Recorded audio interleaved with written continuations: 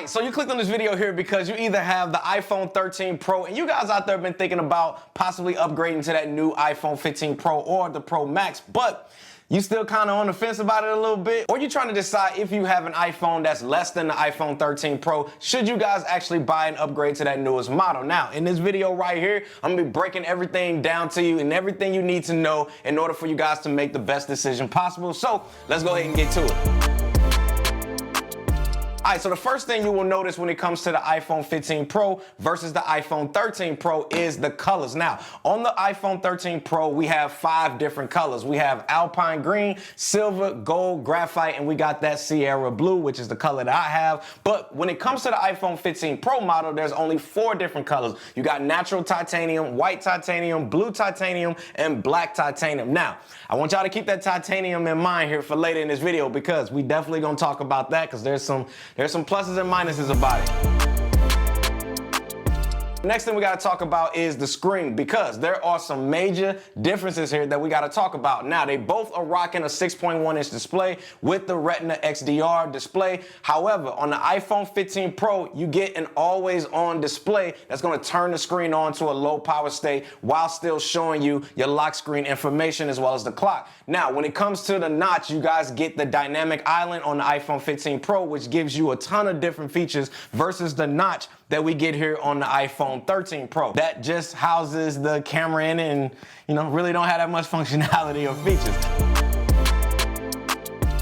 Now, let's go ahead and talk about the body of the phone because this probably, I personally feel, is one of the major changes to this phone in regards to the design. Now, on the iPhone 13 Pro, you get a stainless steel body here with textured matte glass on the back that's gonna allow for wireless charging. Now, when it comes to the iPhone 15 Pro, we getting this whole new titanium edge around the phone instead of like this whole stainless steel that we got on the iPhone 13 Pro here. Now, it has the same textured matte glass here on the back that we get on both of these phones, so there's no changes to that there. Now, to me, I can't front the titanium edge on that bad boy. I'm telling you, man, iPhone 15 Pro looks clean, y'all. But I ain't gonna lie to y'all, I've seen some photos out there, people using the phone, they got their hands on it, and that titanium around the edge, it's kind of looking like a fingerprint magnet, and it's kind of looking a little bad on the edges over time. For you guys out there that's gonna be putting a case on it, you don't have to worry about this, so this ain't even gonna apply to you. Now, also something to go ahead and point out about the iPhone 15 Pro that you guys need to know is there's a new action button on the side,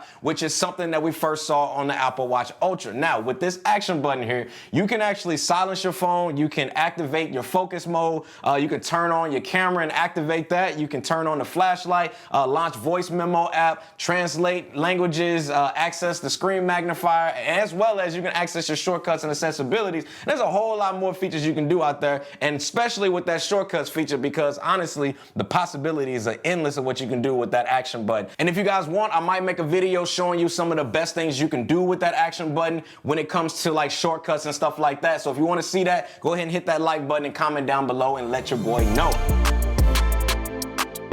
Now, this area here that we're about to touch on here is the internal processor. And this here is, I feel, is a major upgrade in processing computing. So on the iPhone 13 Pro here, we are getting an A15 Bionic chip that has the 6-core CPU in it, and it has a 5-core GPU in it, as well as a 16-core neural engine. But when it comes to the iPhone 15 Pro, using that new A17 Bionic chip, it has the same 6-core CPU as well as a 16-core neural engine. But the major difference here is now on the GPU, they bumped it up from that 5 cores to now 6 cores on that GPU, which is gonna make for a whole better navigating experience on it, as well as on the display. It's also gonna make it good for gaming in that space. Now, if you guys are a mobile gamer, then you will probably definitely notice a difference here as far as the smoothness of the gameplay. Now, does that mean on the iPhone 15 Pro here that the A15 Bionic chip is all of a sudden bad? No.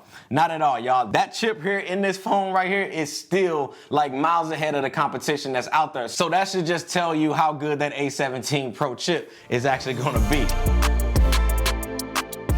All right, so the next thing that I want to bring up is the camera, because this is probably the second most important improvement that the iPhone 15 offers over the iPhone 13 Pro. Now, starting with the iPhone 13 Pro, because, you know, that's just what we got. Now, we have a 12 megapixel main camera that's on it, as well as an ultra wide angle lens and a telephoto lens with the portrait mode, as well as focus and depth control with a 0.5 1x and a 3x optical zoom. Then when it comes to the iPhone 15 Pro, we get a pretty nice jump here. We get a 48 megapixel main lens camera, which is going to give you guys way better clarity in photos as well as video quality. You also get an ultra wide and a telephoto lens with that next generation portrait mode and focus, as well as the depth control, giving you 0.5, a 1x, a 2x, and a 3x optical zoom.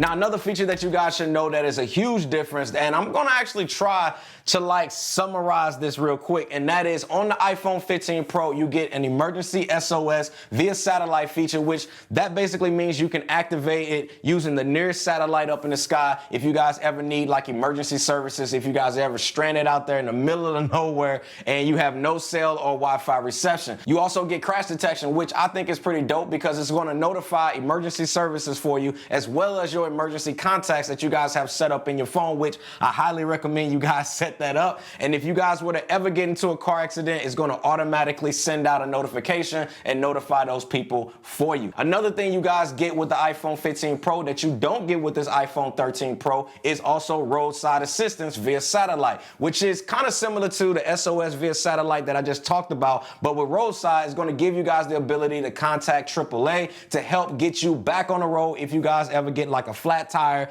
dead battery, or just you need a tow somewhere if your car is just DOA. Now, to me, I think those features alone make the iPhone 15 Pro worth it, in my opinion, because it's kind of one of those things where you don't really know you need it until you need it. Now, when it comes to the battery life, right, you're only getting 1 more hour of video playback on the iPhone 15 Pro from the 13 Pro at 23 hours of video playback versus the 22 hours of video playback, which is honestly pretty good because to me, I felt like on the iPhone 13 Pro, the battery life to me has actually been pretty decent. So I haven't really had any complaints there, and I've had this phone for a couple of years now.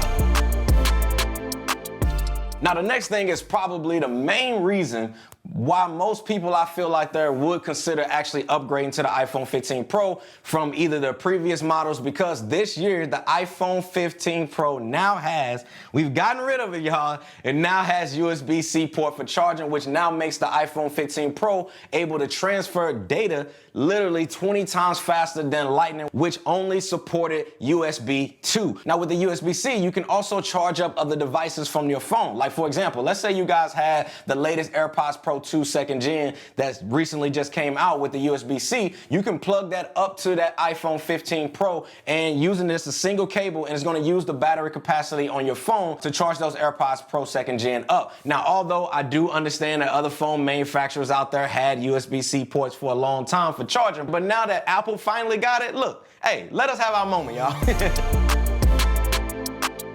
Now, another major change, which is always appreciated, man, and I think that others might be overlooking this, and that is the fact that we can now get up to 2,000 nits brightness when we outdoors, which is a clutch feature because I can't tell you how many times that I've been on my iPhone 13 Pro here in direct sunlight and I couldn't see jack, y'all, because it would peak out at just 1,000 nits brightness, which is just personally just not enough in my opinion when you guys are outdoors in the sunlight we get here in the Midwest.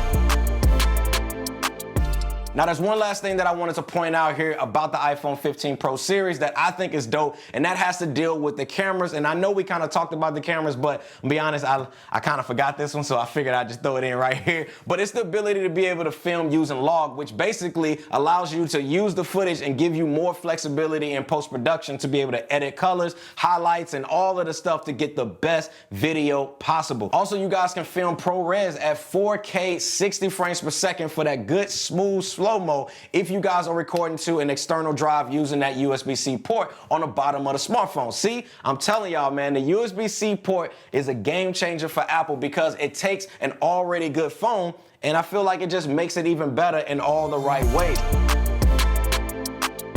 But overall, overall, y'all, this is the iPhone 15 Pro versus the iPhone 13 Pro. Now, you guys out there may be wondering, should you actually upgrade to the latest and greatest? I mean, I'm gonna be honest with y'all. I feel like it's a decision that you guys have to decide on your own. I just wanted to do this video right here and just make sure you guys have all the information, you got the facts that you need to be able to make the best decision for yourself. But if you guys were wondering, if you ask me, no, I don't think it's actually necessary to upgrade even from my iPhone 13 Pro. And honestly, the only reason that I'm personally considering doing it myself is strictly because of the USB-C port for charging. Like literally, y'all, I'm so tired of walking around my house with two freaking cables on me. One for my laptop and the other one for my phone. But now, you know, all we need is just one cable, which is clutch. But y'all let me know, man, down in the comment section below. What do you guys think of the new iPhone 15 Pro and its new titanium frame? And do you actually think it's worth the upgrade? Let me know down below. I'll see y'all in the next one. Squad.